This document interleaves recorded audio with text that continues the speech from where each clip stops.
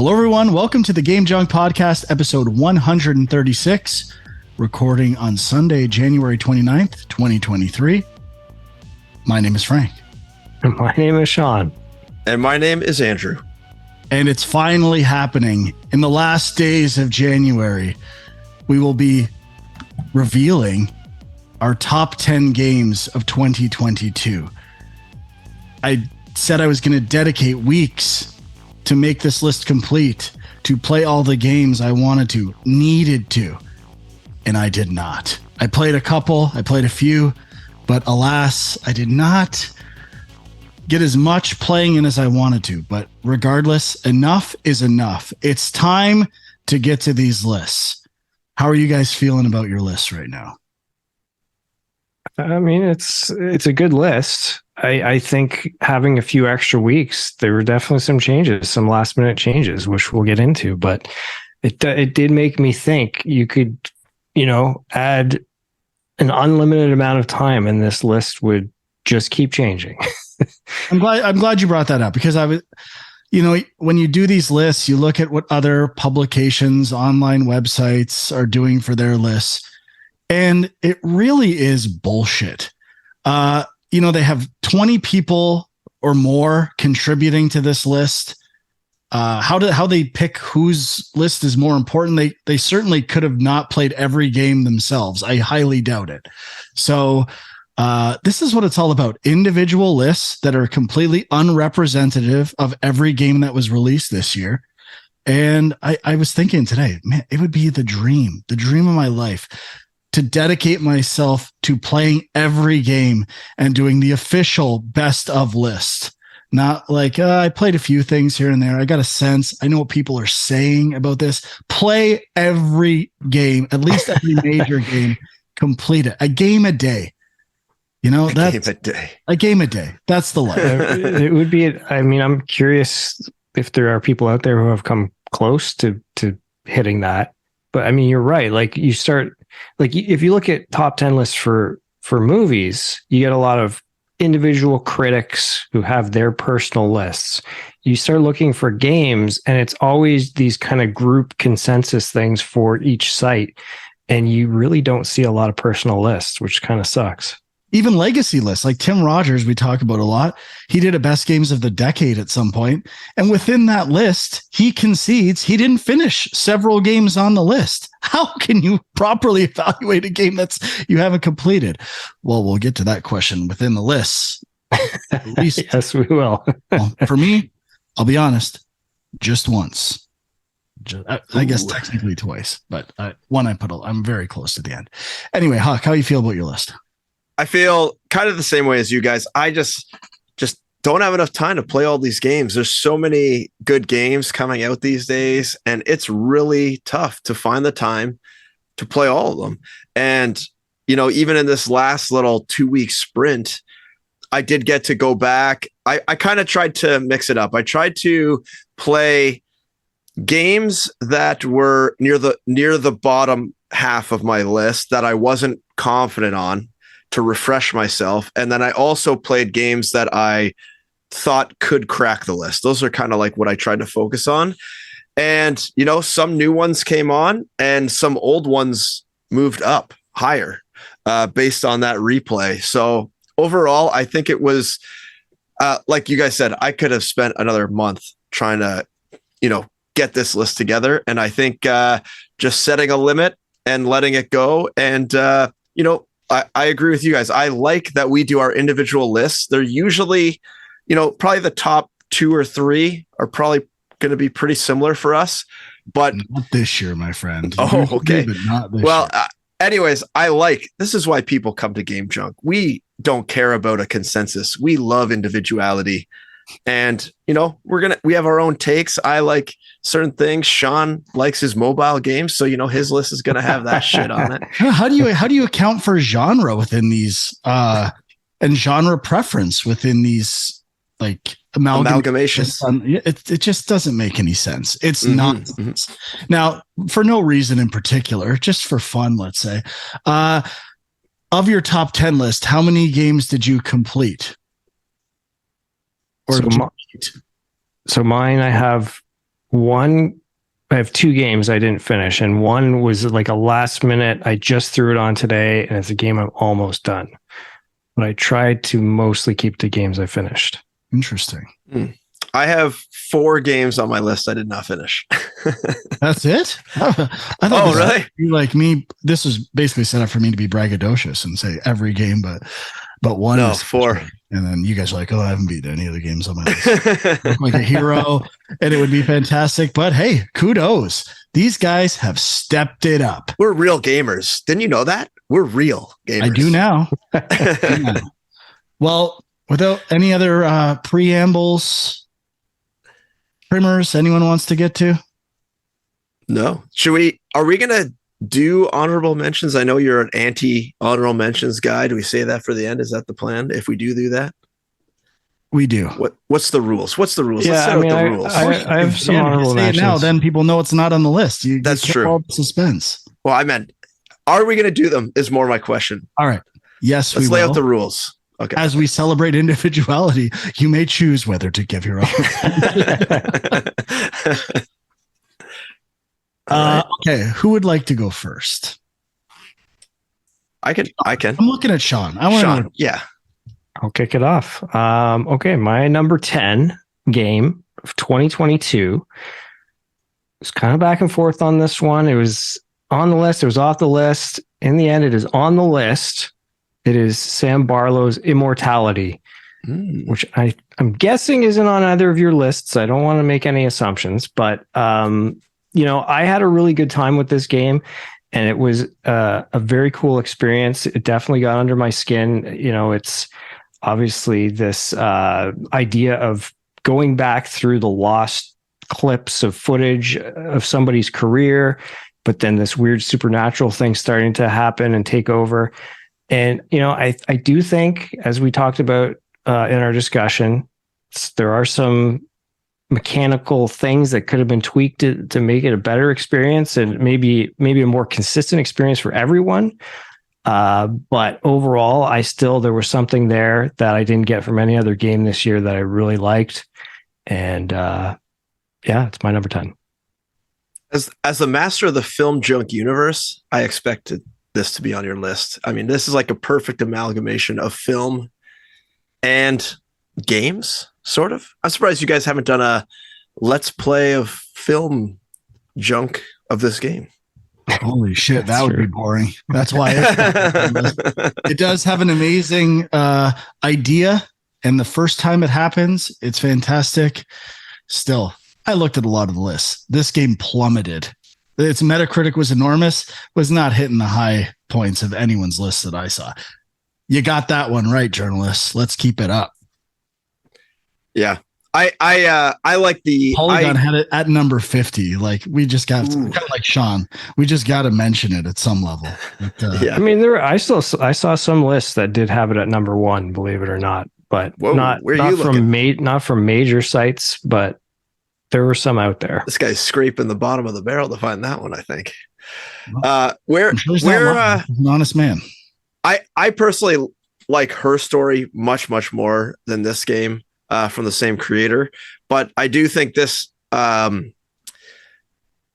level of like interactivity of the scenes is really like a neat mechanic that I don't know if I've seen in any other games, which is really cool. And I like how every game he's released, he's kind of expanded on this idea of using like a keyword either by entering it in like a text bar or by pressing on something in the scene to kind of go on to the next area is kind of neat. And I like that all his games have that common thread of kind of like jumping between scenes and not having a not straightforward, but like what's the word for like in time order?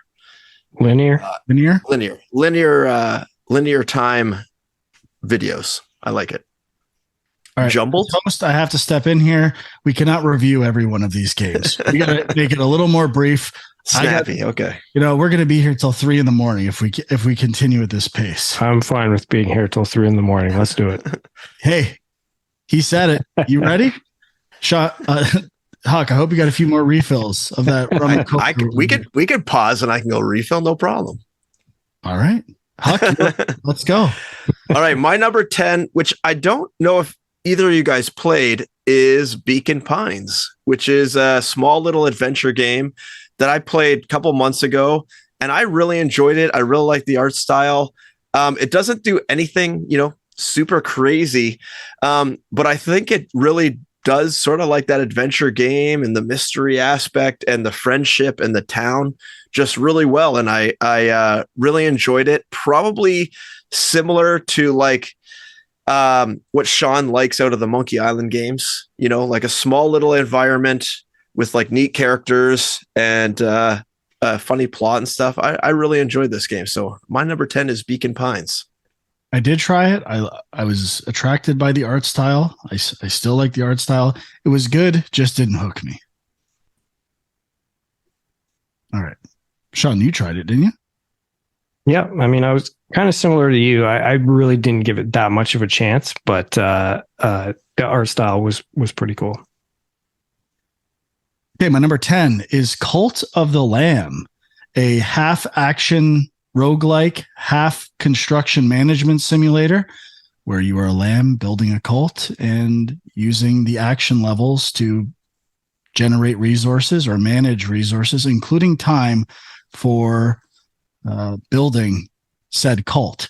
And I was not sure I was going to be sold on this half management, half action, but it manages both really well. And I really enjoyed the simplicity of the management simulator. And sometimes those types of games can be overwhelming for me. And this one hit a nice sweet spot. The combat was nothing remarkably innovative. A lot of the roguelikes and roguelites I play are either variants on either Hades or Dead Cells. So this was a Hades variant for the most part. And but it worked. It had its own little touches, but overall just found myself returning back to it, 100%ed it, did everything I could do in it, and enjoyed pretty much every minute of it. Nice. Yeah, I didn't really get a chance to try this one, but I did want to check it out. My number 9 is The Case of the Golden Idol.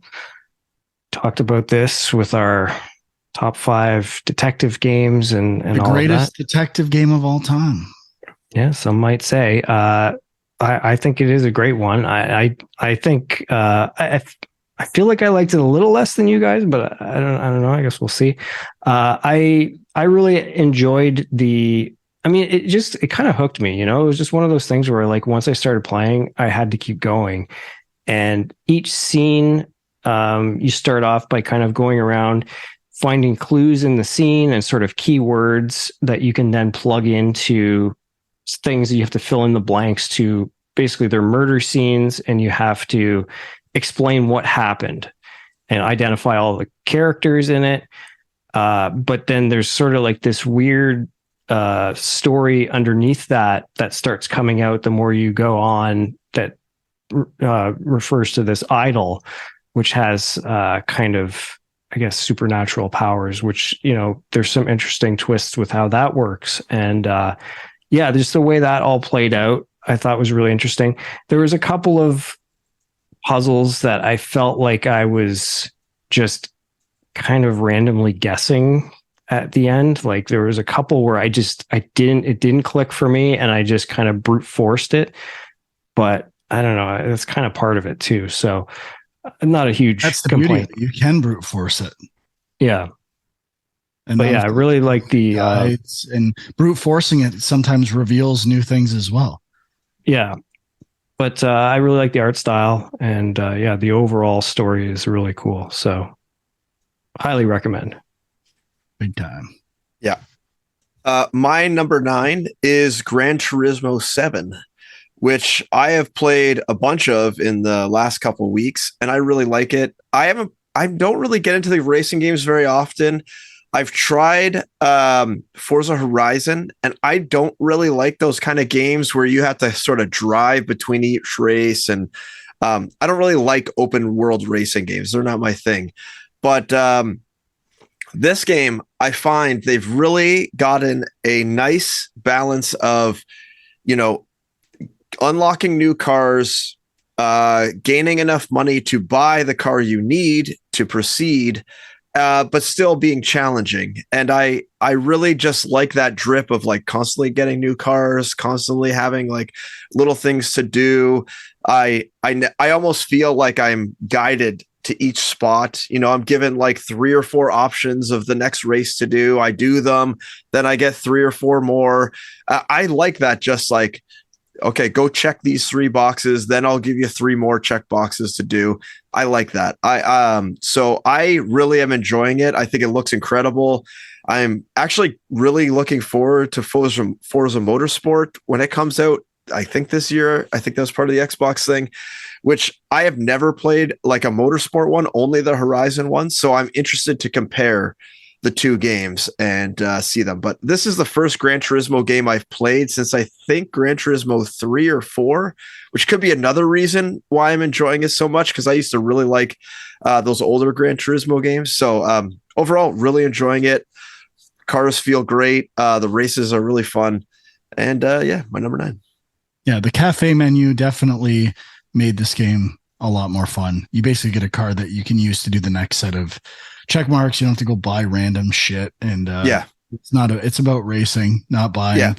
And the only thing I don't like is that like 10-minute opening, like cinematic that you can't skip to start the game. It's a little heavy on the car porn, which I'm not really into. Yeah. And it's really creepy too. Not on the old man gives you a strawberry cake. Something's up. I was not doing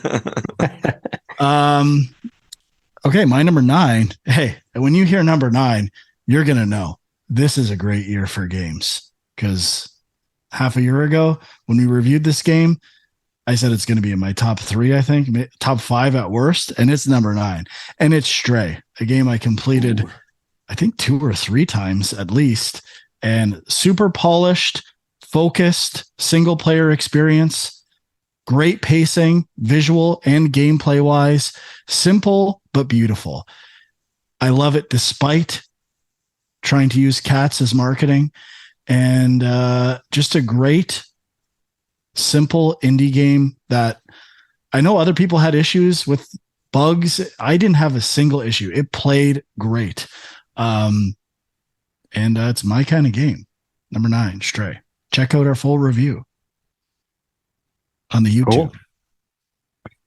Okay. My number 8, this was a last minute, like just today, I felt I had to substitute it because I've been playing it and I'm close to the end. And it's also a game I haven't heard very many people talking about, but I think it's great. The Entropy Center, which is kind of a Portal-esque puzzle game. I've talked about it before. It's kind of you're moving crates around, putting them on switches, all that kind of stuff. But the main mechanic is you have this gun that can rewind time on specific objects, which has been done before. You know, like I think...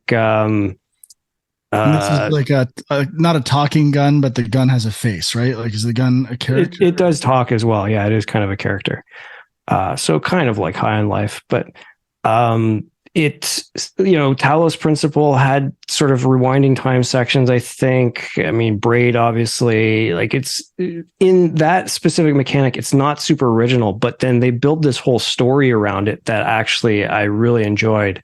And it's kind of this idea that people have to solve these puzzles to build up entropy so that they can rewind the Earth to fix cataclysmic events.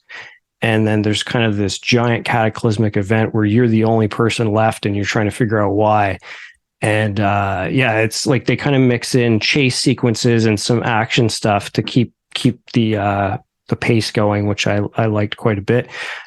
A couple issues with physics-based stuff where it's like stuff you know what the solution of the puzzle is, but you got to do it 5 or 6 times because something doesn't quite work. That's the only annoyance.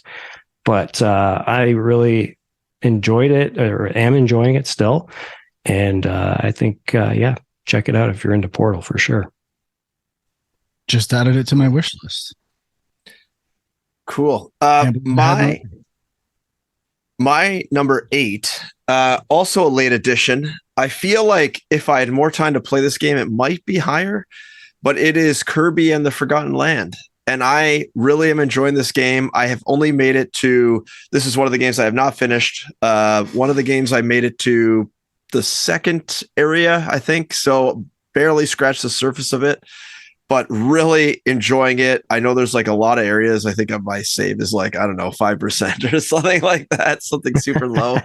But I really am enjoying it. And I think other than my stupid controller drift on my Joy-Con that absolutely drives me bananas whenever I use it in handheld mode, I really am liking this game, and I'm enjoying, I think we just talked about last week, I'm really enjoying all the little challenge levels.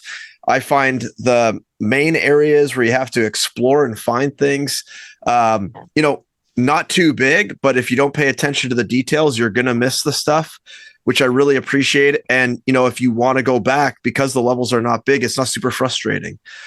So I really enjoy this game. I think it could be higher, but right now it's sitting at number 8 for the year. It was I actually went back and was playing a bit of it this week after you mentioned it, Huck, because it was kind of on the bubble for me, and like I was like halfway through the game, and I really like it as well. Like I'll say it's not on my list, but it's I think one of the better Kirby games in recent years, and I just love the levels, like how they seem like simple and straightforward, but there's all of these hidden things in each level, and it's really well constructed. Mm-hmm. All right. The next 2 picks on my list are entering highly controversial territory. Uh-oh. And number 8 is a last minute change. Is it a mobile game? No, it's I'm almost embarrassed to say, but it's DLC. Uh-oh. Oh, no. And I don't even know if that's allowed. I normally wouldn't, but don't tell me. Allowed. Is this like, wait, hang on. Don't tell me it's going to be like Vampire Survivors DLC, and then your next pick's going to be Vampire Survivors. No, I would never do that. Okay. But this is Cuphead, the Delicious Last Course. Okay. I think this should be allowed. Is kind of a standalone island, lots of new stuff added. It made me go back and replay Cuphead and beat it 3 times, 100% on 3 different platforms, including one of my favorite experiences of the whole year, playing Cuphead with my friend's son, Gavin, and getting every achievement again at the cottage. So this year is not complete without Cuphead somewhere on this list. And I don't like putting DLC, but it feels like I could. I don't feel it's an egregious reach. I think we've hit the point where in a lot of cases, DLC is the exact same thing as a sequel. Like they're not. Yeah. I mean, if this released as standalone, it would be on my list. It might be higher. It is very short in that case, but I think the bosses in Delicious Last Course are better than the bosses in the old game. Like they've improved all of my complaints about the original Cuphead design in terms of the difficulty leaning into unfairness. They addressed in this DLC. So I loved the design of the map, the concept, the new character, Miss Chalice. It was a lot of fun. Cuphead, the Delicious Last Course. Didn't see it on many lists. Maybe they weren't as lenient with DLC as I was, but hey, a good game's a good game. Had to be represented. This is one I really need to get to. I've seen it on other lists too, so you're not alone, okay. Frank. Okay, my number 7 is another puzzle game, probably one not a lot of people have played, but Patrick's Parabox.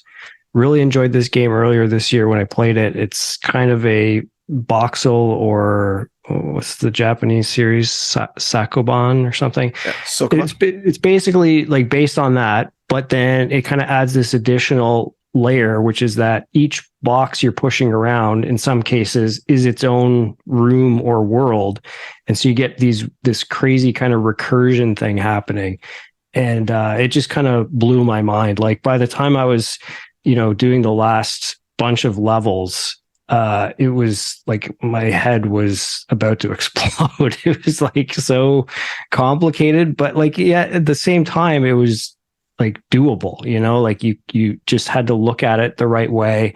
And I think because it's sort of just a 2D game where you move up, down, left, or right, like everything is approachable. So really enjoyed this one. And, obviously into puzzle games, you probably won't like it, but if you are, definitely check it out. Cool. My number 7, and another game I did not finish, but I feel like it could be higher because I absolutely am in love with the style of this game, is Signalis. And I've gushed about this game on the show, but I absolutely love the style. It's like a Resident Evil style game, like puzzle wise. You have to explore this, like it's not a space station. It's like some sort of like underground station thing. There's like weird robot things. You're like some sort of weird robot thing. There's almost like zombie enemies. There's all this like weird, storyline of how, something crazy happens and people go crazy. And then there's also these like interesting first person sections where the game totally becomes like a different perspective and you have to walk around and explore in first person. It just oozes style. I love it for the style alone, but the gameplay is actually pretty good.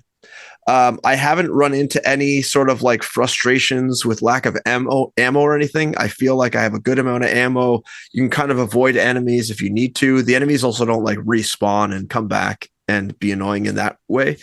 And I really this game, if you are a fan of Resident Evil of any shape, or kind of like that PS1 kind of like rugged style of game, you should really, really check this game out. It's really neat. And I love it. Yeah. Number 7, Signalis. All right. My number 7 will surprise. It will be controversial. It is Elden Ring. Bumped way down. This weekend I had to come to grips. There's a game I played that's higher on my list that I did not want to stop playing. And this is where I'm torn on Elden Ring. I did not want to stop playing it for 70 hours, but then I did. And as much as I wanted to get back into it, I didn't. So I don't know where to put it on the list. When I was playing it, it was close to number 1, but I clearly was not compelled enough to do everything in the game. That has to mean something. I always talk about that. And if I'm going to be a hypocrite with that type of stuff and put it number 1, that's not right. But I still put 70 hours into it. That's a significant amount of time. I think I can evaluate the game. So at some level. So Elden Ring, down to number 7. And, shocking. I still love the authentic coastlines. The bosses I played were fantastic. It might just be too big. Well, we can continue this conversation because it's my number 6. And I have the same reservations. I did not put 70 hours in. I put I'm in going to need an hour count, Sean. 25, which, is still pretty good for me, I think. But, this was a game that I honestly didn't think I was really going to get into. But then all the amazing reviews, and I was like, okay, I got to give it a shot. And I did get genuinely hooked for a couple of weeks at least. And I'm trying to remember why I put it down. I think there was 2 things. I think part of it was me. I think part of it was I just kind of knew instinctively this game is so big, there is no way I'm ever going to beat it. So let's just cut it off, But there was also a point where, like, I feel like all this exploration I was doing early on was self-driven, which, for the most part, that's how this game works. And I was kind of trying to find like armor and weapons. And I was just kind of, going online, looking up stuff and trying to find these things. And then I just expected like, okay, I'll keep doing that, but eventually there's going to be little story things that are going to start popping up and I'm going to want to keep going back and exploring because of that. That never really happened. And, granted, I probably just barely scratched the surface of what is in this game. But I kind of feel like at a certain point, I thought there would be something more pulling me in. and it still was just go out and do your own thing, which I know that's what a lot of people love about it, but I feel like I needed a little something more to keep me coming back. Like I feel like I encountered like two human beings in those 25 hours I put into it. So there's not a lot of dialogue or anything else going on in the world other than just fighting giant things that pop up when you go around a corner. So, but it is a beautiful fantasy world, and it is the perfect marriage for From Software. From Software open world allows you to level up at your own pace and, not be stuck in really hard areas, and you can go do something else. So I have to respect that as well. Yeah. What absolutely. can you judge how far along you were, Frank? Like, did you beat it? The first two areas, I 100%ed. I was a completionist in the first two areas, and I think there's like 5 major areas or acts. So, I mean, if I took that time and just tried to mainline the story, I probably would have been getting close to the end. But I just found myself doing everything I could possibly do in each area before I moved on. Probably to a detriment. Interesting. Oh yeah, right. Sean, you kind of went already. My number 6 is Stray. Whoa. Sorry, that's 6 for Sean. Shit, I'm an idiot.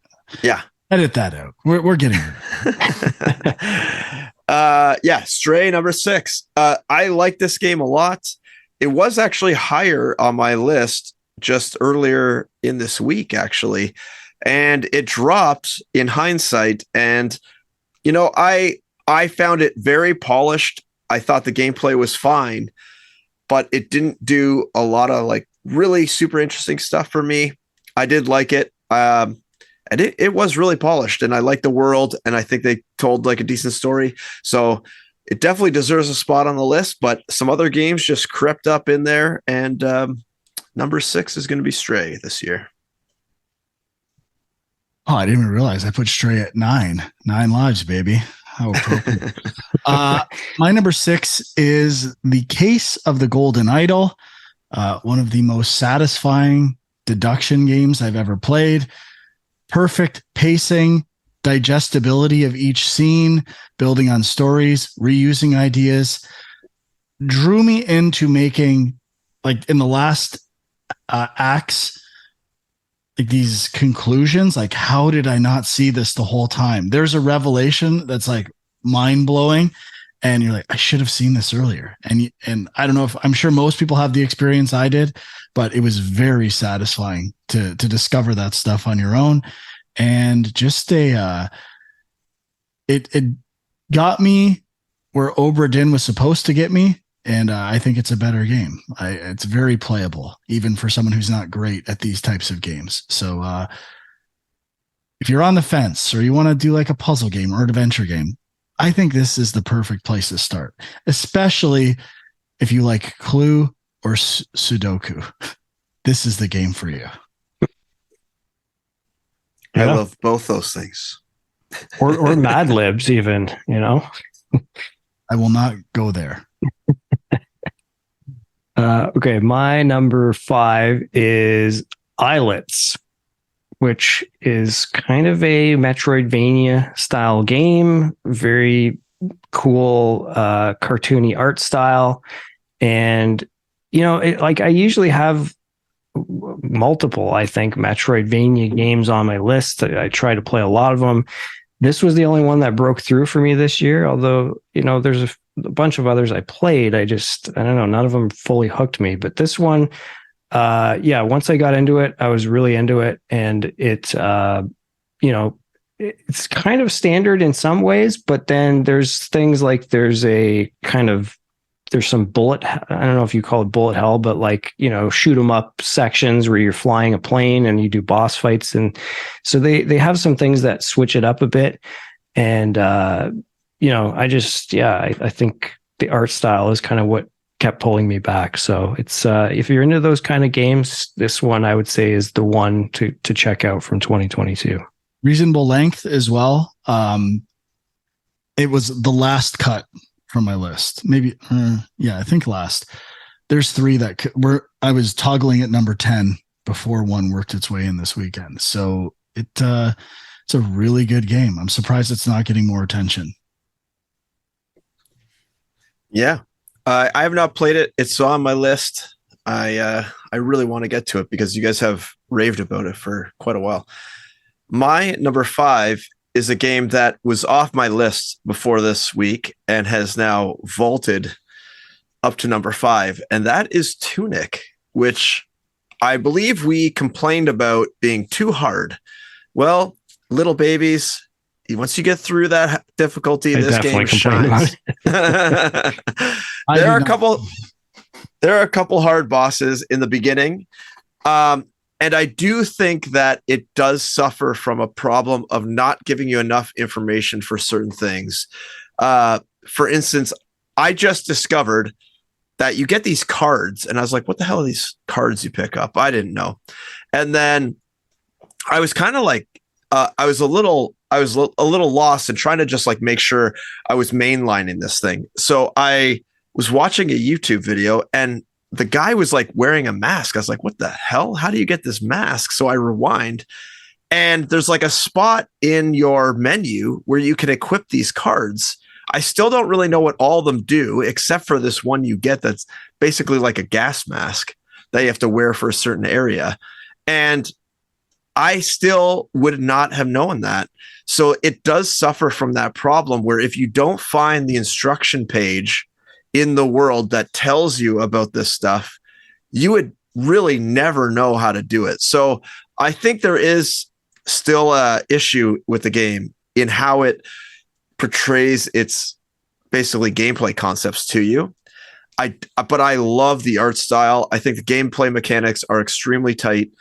I love the instruction manual, and I think it is just so artistically crafted that I can overlook some of the gameplay issues that come along with it. And once you kind of figure out how the map works in this instruction manual, and it does give you enough information to go to all the areas you need to if you just pay attention to the details.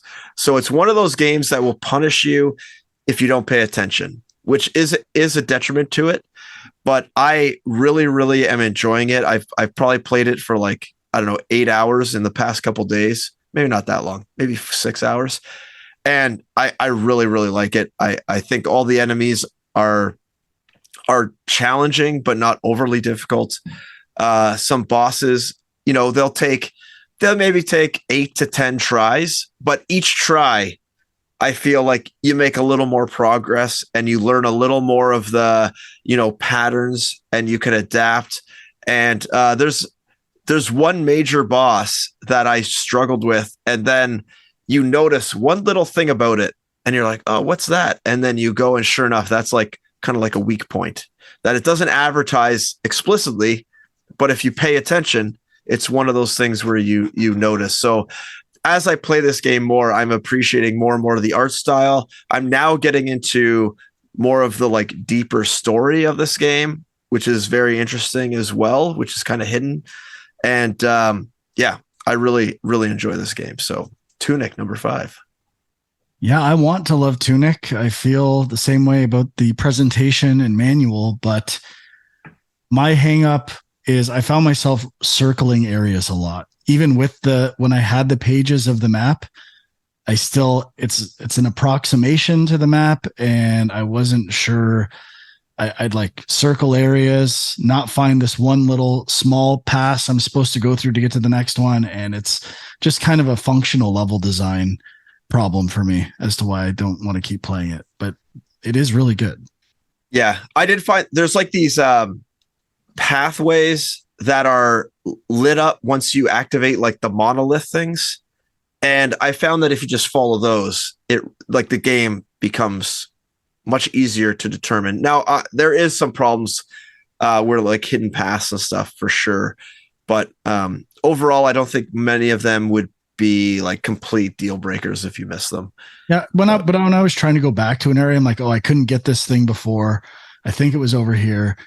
like it was always way harder than it should have been for me to get back to that spot. So Yeah. And also, like, when I picked the game back up after not playing it for like 2 or 3 months, I had actually no clue. So I'm like, okay, I'm in some weird area I don't remember. So I like hopped on a walkthrough and saw where they were and where they went next. I'm like, okay, now I kind of at least have a direction to go. So that's also a bad thing about that game, where you have no real like objective marker. Yeah, so that is a problem. But I do agree that it is a game where if you put it down and then come back, you will struggle unless you use some sort of walkthrough to get back into it like I did. But I'm really enjoying it, and I think it is a pretty special game. My number 5 is Nobody Saves the World, which I'm sure is on all of our lists. And, you know, we clearly all know Graham very well, one of the founders of Drinkbox Studios that made the game. And you might be saying, you know what? You're yelling about bias of journalists for Breath of the Wild and all this nonsense that you're going to play us. Let me tell you, when I was doing the first dungeon of this game, I was like, I'm going to have to tell Graham I don't really like this game. I was very concerned. I can't lie and tell him like, oh, I love it if I don't. And thankfully, that didn't happen. Once I got past that first dungeon, I beat it. Then I beat it again. Then I beat it again. I beat it 3 times to platinum it when it came out. Well, once and then twice on PlayStation to get the platinum. And I could have booted it up again and beat it a 3rd time. It is, like all their games, extremely playable, fun, great like progression, pacing for going through the world. I love this game. Oh yeah. So a great choice, Frank. My number 4 is Stray, which was already on your list. It's already kind of discussed. I think I just really liked it as a short, kind of concise sci-fi story. I really liked the world. I really liked the atmosphere, the music, and, you know, like I guess the gameplay for some may seem lacking, but I thought they had some action sequences in between the exploration stuff, and I just really liked hanging out in the world, to be honest with you. So I really enjoyed this game, and I would like more like this. So please make more. My number 4 is TMNT Shredder's Revenge, beat 'em up game that obviously the Ninja Turtles, and I really thought they captured the old school beat 'em up games perfectly. I like all the different moves you could do. I thought the gameplay controls were really good. I really enjoyed this playing with my kid, which probably has jaded me to some extent. But I mean, any game you play with friends is going to be more enjoyable. So I think that's part of it as well. And I didn't think it overstayed its welcome. I thought its length was great. I thought the bosses were nothing special, but interesting enough to get by in a beat 'em up. And I thought the art style was great. I thought they, captured that Turtles feeling from the late 80s, early 90s. I can't remember when the cartoon came out, but I felt they captured it perfectly and really enjoyed it. And I believe it's from the same developers that did River City Girls, or is that the right game I'm thinking of? I don't know if they did that one. So. It's Tribute Games, I think, right? I can't remember. Or did they didn't do Streets of Rage 4, but they did. I thought they did River City Girls or something like that. But anyways, they did a good job. No, that's Ubisoft. It's some employees from that team. Oh, okay. But I think they did something else. What else did they do? Mercenary Kings. Flint Hook. Was a fun game. Oh, that's a really fun game too. Flint Hook. Frank, didn't you play Flint Hook? Oh yeah, Flint Hook. Yes, oh yeah.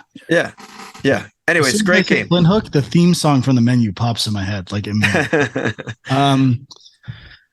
All right, my number 4, and thankfully 96% of my list, the time spent with these games was played alone in a room by myself with the game. How games were meant to play. Be unbiased. It's just what this game did for me. And number 4, this is a lot lower than I thought it was going to be. Neon White.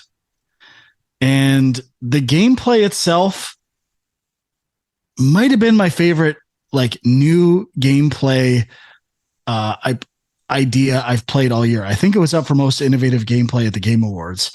And like these small levels that are almost like first person platforming puzzles are so fast paced, so satisfying. Think of the trailers for the game. There's quotes from people saying like, this game made me feel like I was amazing at it. And I think that's a great way of saying it. Like, I just felt like I was getting better at the game. It made me feel like I knew what I was doing and was like this amazing speed runner almost, even though I probably wasn't. And there's people who are way better than me. But it was so satisfying, so rewarding, and just a truly unique experience. The only reason it's lower is the cutscenes. There's a lot of cutscenes and story that is not good. Just straight up not good. It is a chore to get through. The dialogue is annoying, and I also really can't fast forward it. I need the context at some level for the game. So that was the only and the progression of getting new cards that are abilities essentially, and where it goes to like the final ability you get, how fast you're moving, and like it builds perfectly through those mechanics. It's incredible. Just got to cut the dialogue. Yeah, I know what you mean about the dialogue. I think they're going for a very specific like anime, but like poorly dubbed anime kind of thing, I feel like. But I don't know. I really like the game as well. I just didn't get to play enough of it, but it's good.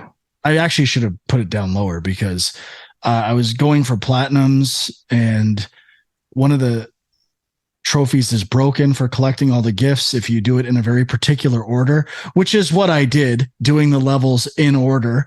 And now I'm might be locked out of that platinum forever. And so I've since abandoned it. And I forgot I was supposed to punish this game more. And I'm just remembering that now. You got lucky, Neon White. Okay. Getting into our top 3 here. This is huge. My number 3 is a fairly recent addition. If we hadn't extended, pushed back this episode, I probably wouldn't have played this game, but I'm glad I did. Norco, which is, basically it's a point and click adventure game. And there's definitely some nostalgia here just for me based on that format. Reminded me of a bunch of games that I am a fan of and kind of grew up on. But the thing that put this on my top 10 list, and particularly this high, was just the story. I was absolutely in love with the story. It was just like hitting all my sweet spots. It felt like Philip K. Dick meets William Gibson meets like weird body horror and other stuff. And yeah, it was like, I felt like I was reading a book that I didn't want to put down, but in video game form. And I think, they do some things to kind of break the monotony of a point and click adventure game. Like there is combat. It's pretty basic, but there's some sort of like rhythm stuff kind of. And I don't actually know if you can die in combat. I think you can. So it's not like super challenging, but it's at least engaging.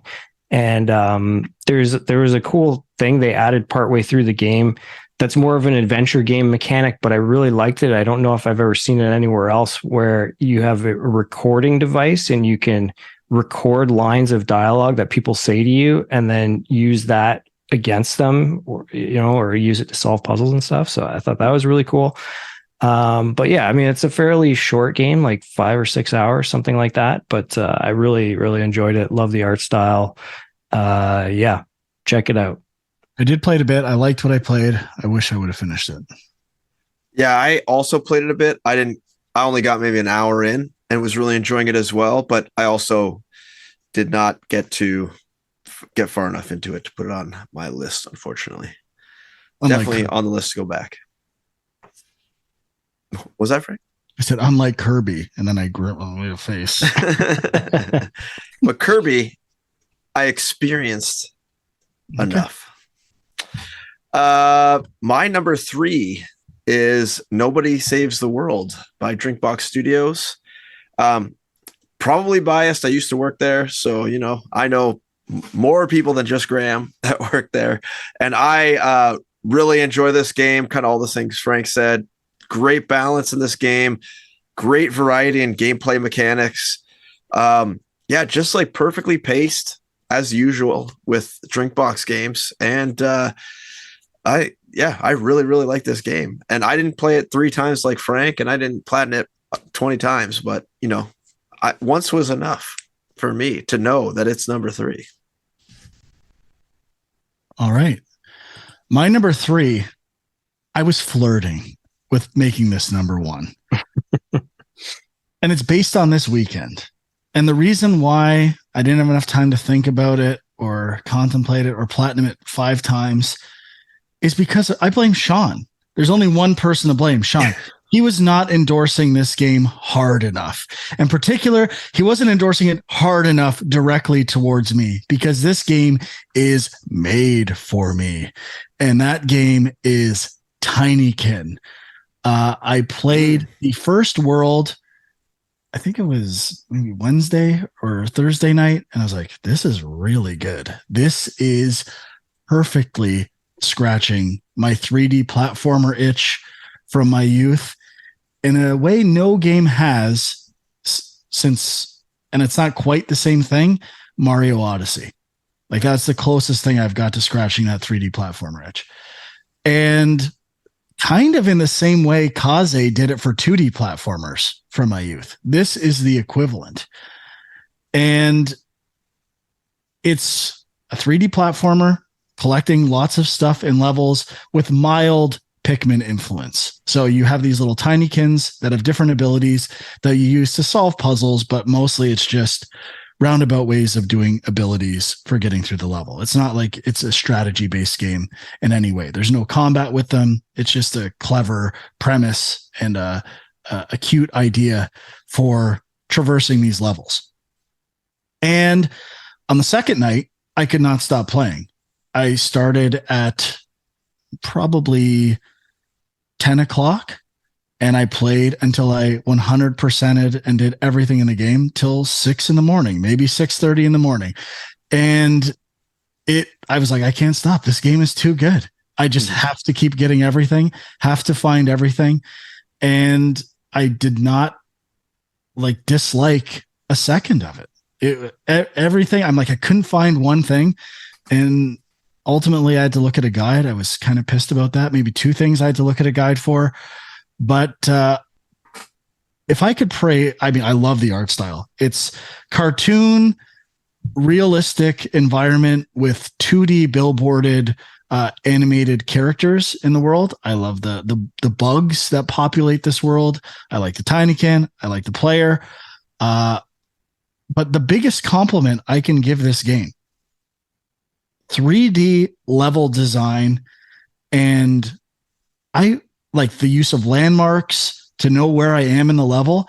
I never got lost in this game once. And I even sometimes in a Banjo-Kazooie level I've played before, like I'm like, I wouldn't know what's directly behind me. Like when I think of the seasons levels and other stuff, even those get confusing, and not in a way that it's trivial either. I just always knew where I was in these huge rooms. I was like, I don't need a map for this game. I know where everything is and where I'm supposed to go. Do you know how hard that is to do, to make a full dense game with thousands of collectibles and not like get lost or confuse the player? That might be the greatest level design achievement I've played in the last 10 years. It's phenomenal. Tinykin is an achievement in level design, 3D level design, unparalleled, and it should be getting more praise across the board. It's close to perfect. I love this game. Yeah, the level design is definitely where it stands out. And I think part of it is they have a way of leading you through the level that you kind of just, if you're following the stuff you're collecting, you end up where you need to go. That being said, I do think I would have liked not a map, but there's a few kind of key things you need to go back to. And you have the binoculars that highlight a couple of those things, but I feel like the objectives would be nice to have highlighted with the binoculars. If I was a member of this team, I would have been advocating for two things in this game.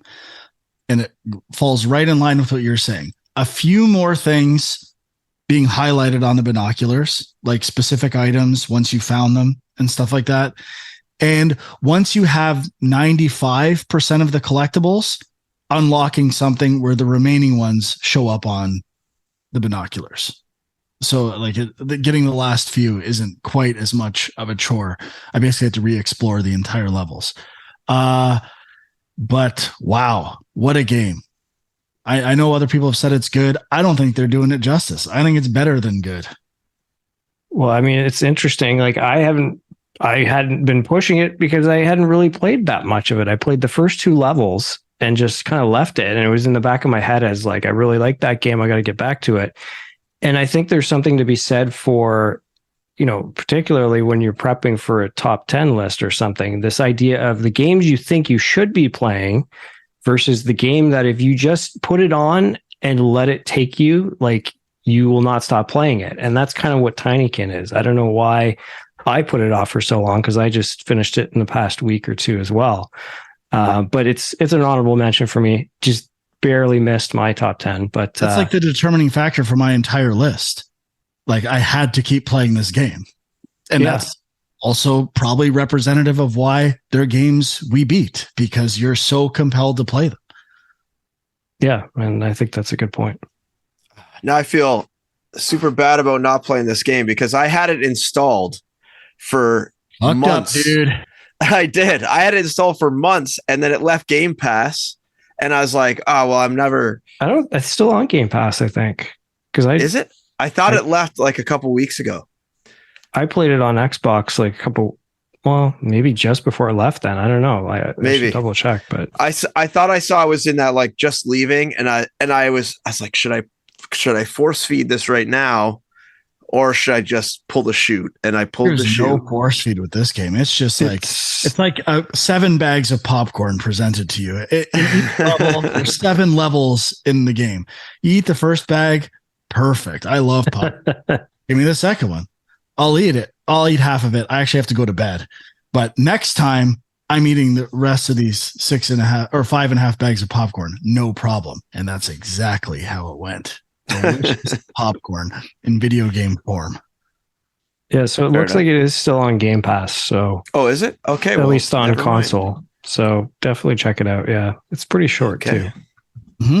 I put 10 hours in or 9.9 or 9.5.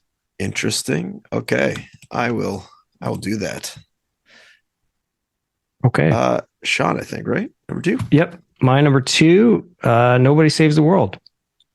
Which is I find it strange that I think this is higher on my list than Guacamelee 1 and 2 were on my list for those years. I could be wrong, but I think that's right. And, I would have thought, obviously it could be a reflection of the year or whatever, but, Guacamelee is more my style of game, but I feel like Nobody Saves the World when I look back on the year, like this was the game that I was like, I couldn't stop playing. I wanted to try out all the different characters and certainly the way, I don't know if we fully described what the game is, but kind of Diablo-esque ARPG, but like cartoony. And the idea is there's different types of characters that each have specific attacks and abilities. And you kind of have to try like different dungeons are more suited for different types of, what are they called? Forms. So, they really encourage you to experiment and try each one out and kind of unlock all of the abilities for each one. And yeah, it was just a great game loop that I kept wanting to play. So, and it has great systems for incentivizing you to experiment with combinations of powers within forms. Yeah. So, I mean, this one definitely feels like it's a bit under the radar for people. And I know, yeah, we've got a bit of drink box bias, but I think it's, worth just giving another little push to, if you haven't tried it, check it out. Speak for yourself, bud. No bias here. And look, nobody do what Diablo don't. It creates variety in a dungeon crawler. Nice one. My number 2 is The Case of the Golden Idol. So I definitely like this game more than you guys. I felt like it just captured the deduction game perfectly, and its ability to tell a story with basically a picture that you click on words is incredible. And how they lead you through that story with a series of pictures is really remarkable. And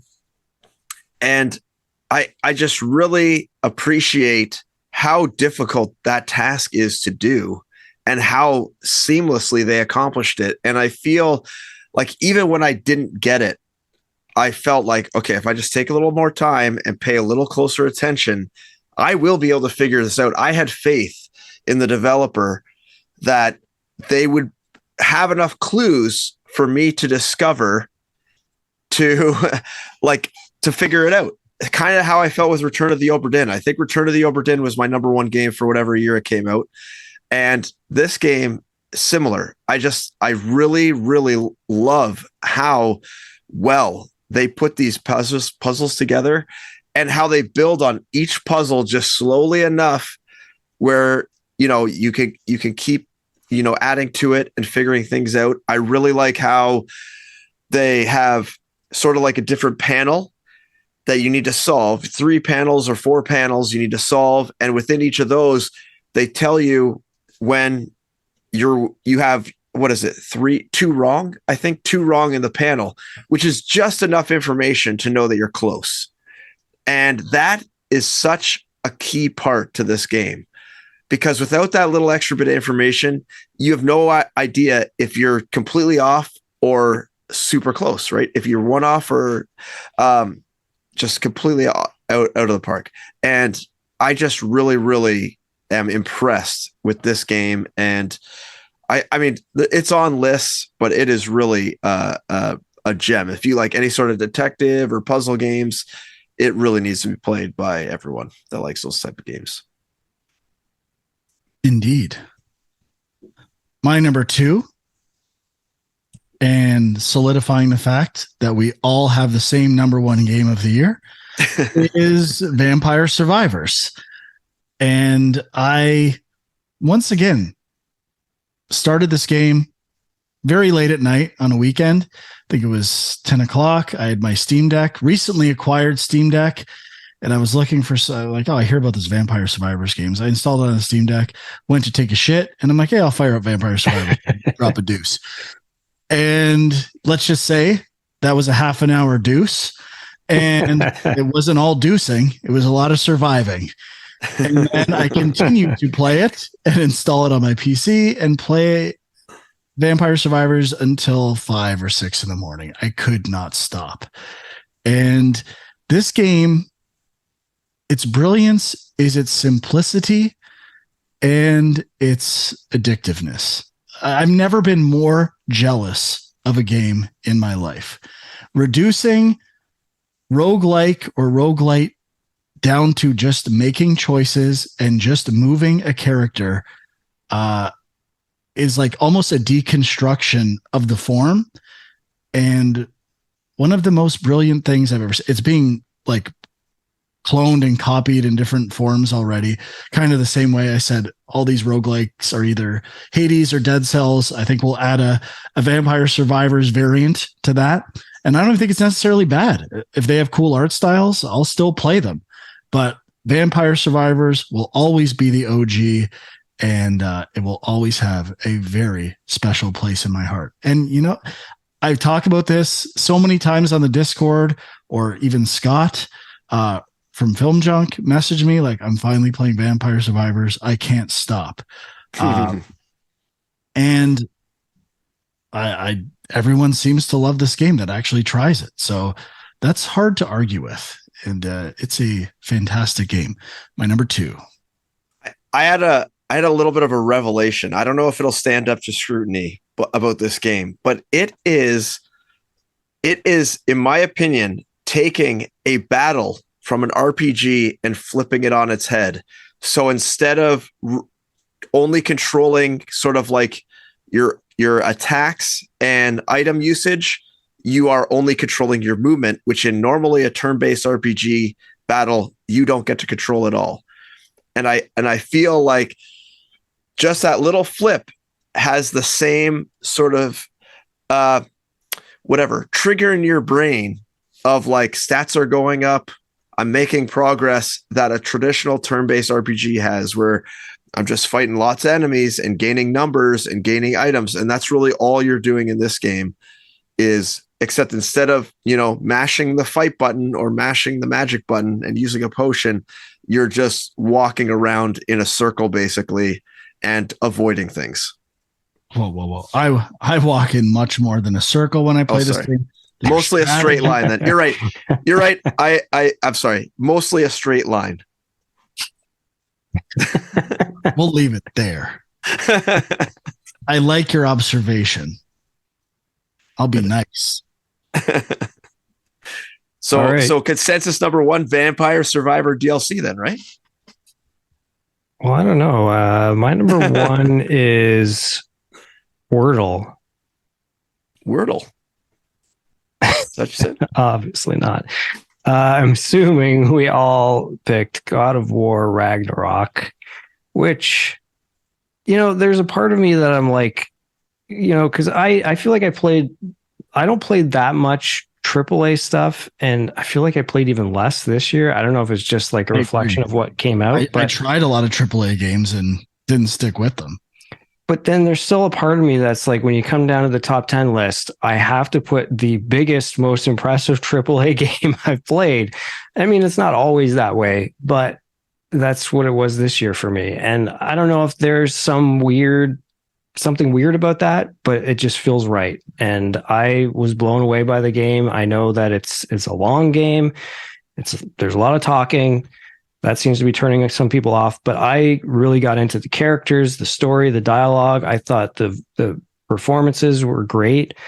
And I thought, they built on the gameplay in great ways, trading off different perspectives. And I don't know if it's a spoiler to say, but playing with different weapon sets, we'll say. I had a great time with the game. I thought that, there are open world sections, which I enjoyed. I kind of wish there was maybe a little more of that stuff, but just because, when you start playing certain sections, you kind of get locked in for a long period of time for some of them. But yeah, for me, it's what I wanted out of God of War. Beautiful game to look at. I mean, what more can you say? Yeah, I also picked it as my number 1. My only complaint, which I think I mentioned in our review, is that I really wished they had bigger, more spectacular bosses in this game. That is the one downfall of this game, but overall, it is so polished. The gameplay is so good. The fact that I am like looking forward to exploring the world and finding hanging baskets just so I can get a piece of metal or whatever, that really does nothing for me. But just the fact that I could find that thing and like, hey, I checked it, I found it.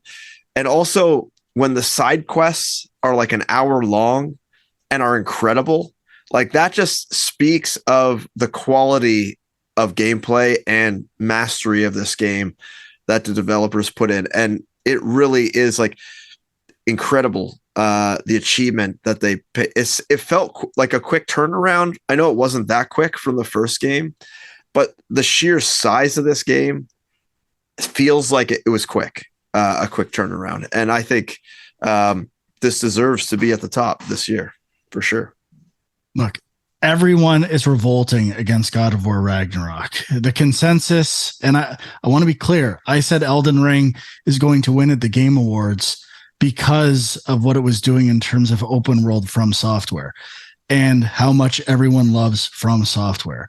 But ultimately, they were wrong. God of War Ragnarok is the game of the year. And what its achievement is making a perfect sequel. It doesn't try to change the game too much. It keeps things the same while making it fresh. New areas, reimagining old areas, keeping old mechanics, adding new ones, switching around with perspective. I know people don't love the story. Well, I don't like the story in any game. So this is better than most. And I'd rather have lots of talking while I'm doing things than walking around and not having talking at all and just running from place to place like Breath of the Wild. So I had to get a Breath of the Wild shot in there. It, much like the other games at the top of my list, this one more so than any other one. If I had a free minute, I was playing this game until not only I'd beaten it, until I'd platinumed it and done everything this game has to offer. And all the supplemental content is phenomenal. And that's pretty rare. I hate the cliche that I like the side quests more than the main game. This is the only time it has been true, and it deserves that praise. So God of War Ragnarok, you did it. I was very concerned. You've improved upon everything, and if you just nailed those equipment menus, you'd be in Valhalla forever. But that's the only slight problem with the game, but clearly it didn't stop me from crushing it. And I can't wait to crush it again when it's released on PC. Yeah, I want to add to that the fact that I had to rush through it to fit it into our review time, and I was like regretting it. And even though this game is so long, normally when a game is this long and you're rushing through it, you're like, whatever, I don't care about all this shit. I just want to get this game over with. But this game was the opposite. I wanted to explore everywhere. I wanted to see everything it had to offer because everything was so good everywhere I went. And that is a rare feat to pull off where in a game this long, that's like what, 40 hours, 45 hours or whatever. That's hard to do. And, you know, to keep things interesting constantly through that amount of time is very challenging, and it pulled it off. And, you know, if I had a lot of extra time, which I don't, I would go back and play those sections I didn't get to on my first playthrough because it's that good. I don't understand the backlash and the hate. It's a great game. All right. We're at that point. That's the list. Discord, go nuts. Say God of War Ragnarok is shit. Have at it. Comments. YouTube.com/Game Junk. Post your top 10s. See if you agree or disagree. That's always fun. I like to see what other people are playing or how they rank things. Ranking things is life. It's the most fun thing to do in your life. Whether it's animals, birds, or video games, it's so much fun. So join us in the ranking. And it's that time for honorable mention. Sean? Yeah, I got a few. I mean, we covered most of them already, but Return to Monkey Island. Great, solid sequel. Lots of cool callbacks. Did some interesting new things with point and click adventure. It's not really point and click anymore, but I think that's the punishment for being honorable mention.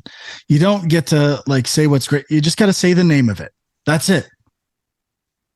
I'm just kidding. Relax. But holy shit, this guy's. I mean, Tinykin, we already talked about it. It's great. Roller Drome. I think you were playing this a bit, Frank. Played it this week. Yeah, I liked it. When I originally made my list, I thought like it was basically penciled in. I hadn't finished the game, but I had enjoyed, a couple hours of it. And I was like, this is definitely gonna be on my list. I just got to finish it. And then I went back and I was playing it more and I still really enjoyed it, but it started to become like I don't know. I don't want to say a chore, but like there's something about when you play that game, particularly at the later levels, you're always on the edge of death, and it's like a stressful situation. Like I don't know. I wasn't loving it in the sense of like I got to go back and play that, but once you start playing it, you're in the flow. You can't stop. So it's basically Tony Hawk with guns, as we've talked about, and it is quite good. And I'm not the biggest Tony Hawk guy.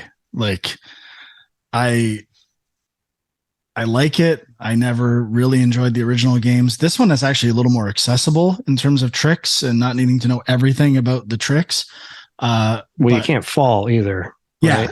So I think I like it as a simpler Tony Hawk. I will return to it for sure. But I also feel like this is a game you have to keep playing. If you're away from it for too long, the skills and combos, you just got to play this game nonstop until you do everything you want to do with it. And I was not prepared to do that. Yeah, pretty much. Also TMNT Shredder's Revenge, which Huck had on his list. And I'll throw a little honorable mention to Escape Academy, that escape room co-op game that was on Game Pass. A little bit clunky in the controls, but I really liked the story they built around it, and it was pretty fun. The child bias returns. Absolutely. Huck? For me, obviously Elden Ring, completely absent. I just did not have enough time. I played for like 2 hours and felt like I didn't even really understand what the game was, so I couldn't make any judgment. Also, Plague Tale Requiem, I am enjoying, but also didn't have enough time. Also, didn't feel like what I played was going to push it over the top, so I decided not to spend my time on that, though I would have liked to. Horizon Forbidden West. Reframe this as not as like these aren't honorable mentions. This is like dishonorable gamer. Either way. Well, yeah, Sure. I was going to mention a list of stuff that I did not play at all. My list of shame. Honorable shame. Forbidden West, obviously missing from all our lists. What a disappointment. Like, let's just talk about that. Obviously, Sony has invested heavily in this IP, making their VR2 game, obviously their flagship title. Now with Forbidden West obviously not hitting the acclaim they thought it was going to hit, how is that going to impact PSVR 2? How is that going to impact the sales of that game in general?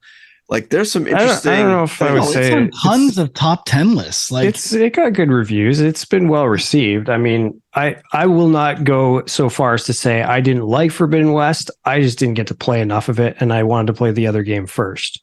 But I know Frank has some thoughts, I'm sure. Well, I'm not going to go there again. I confirmed everything I thought was wrong with it when I replayed 7 hours of Zero Dawn this year. And it has some of the worst level design I've ever played. They should hire everyone that made Tinykin to work on the next Horizon game. Did you have other honorable or dishonorable games? Yep, I did. Rogue Legacy 2. Really, really wanted to play that game. I was actually surprised it wasn't on your list, Frank.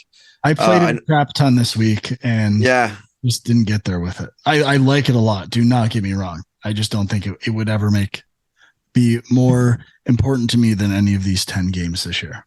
Yeah, so that's one of the games I wish I played. Other games I thought might have made the list, but they weren't anywhere near your list. So obviously they probably wouldn't be on it. But this year I didn't play that many games. I did mostly dabbling and never really got into like a ton of games outside of my top 10. So overall for me, a pretty disappointing year in terms of my personal gaming time and experience. And I hope 2023 I could turn it around. I mean, there's like, I still haven't even purchased, let alone thought of purchasing Final Fantasy VII Reunion, which I would expect to be extremely pumped for. And I haven't even like thought of it, let alone playing the intergrade for Final Fantasy VII Remake. So there's just like my wall of shame is huge for 2022. And I'm hoping 2023 I can fix that problem. Time to move on. 2023, I'm going to play every major game. Crush it. Starting with Forspoken and Dead Space tomorrow. Mm-hmm. I will not be giving honorable mention. I'm just going to put this out there. Just a what if. And I just started it this weekend. Marvel's Midnight Suns, a game I thought I would loathe, that I played out of like obligation because I bought it when it was on sale. And I said I was going to play a strategy game this year. I'm really enjoying the first few hours with that game. It is not what I thought it was going to be, and it's really good. If I had started this earlier, it might have ended up on the list. Is it like XCOM but with Marvel characters? It is, but there's like a 3D area you explore. It's I don't know how, like, it's not that big of a deal, but it has like a really interesting pacing, like XCOM, of battle, then leveling and choices. And the story and writing is better than I thought it would be. So it's really good. It might actually be a strategy game I beat for the first time. Yeah, I played a bit of it too, and I actually want to go back to it as well. So it's, yeah. But one other honorable mention. One other honorable mention. Soundfall. Anyone likes rhythm-based shooters, buy Soundfall. Absolutely. Check out our interview with the developer. Yeah, that's right. Yeah. Or our interview with the developer of Nobody Saves the World, Graham. Or a review of God of War Ragnarok. And I think we did a review of Stray as well. Yes. Yeah. Of course we did. And that's the list. Those are the lists. Check us out on youtube.com/Game Junk. Who knows what will come next week? Dead Space, Forspoken, GoldenEye. A lot of games we have not had time to get to already in 2023. The backlog is building. You can find Sean on Twitter, Film Junk, Huck, My Angry Commute, and Equilibrium Sis. And I forgot to promote. I never promote anything or put anything out there. I forgot at the beginning of the show. I will mention it again next week. But Limited Run Games is releasing Embers of Miram, a game I was designer on. Physical copies for Switch, PS4, and Xbox, I believe. And they will be available for pre-order on January 31st. So I think they're open for a few months, but just want to get that out there. Very cool. It is pretty exciting. So check it out. Unlimited Run Games. Anything else? Did I forget anything with that atypical outro? No, you nailed it. I think so. Crushed it. Thanks for listening. We'll see you next time. Bye-bye.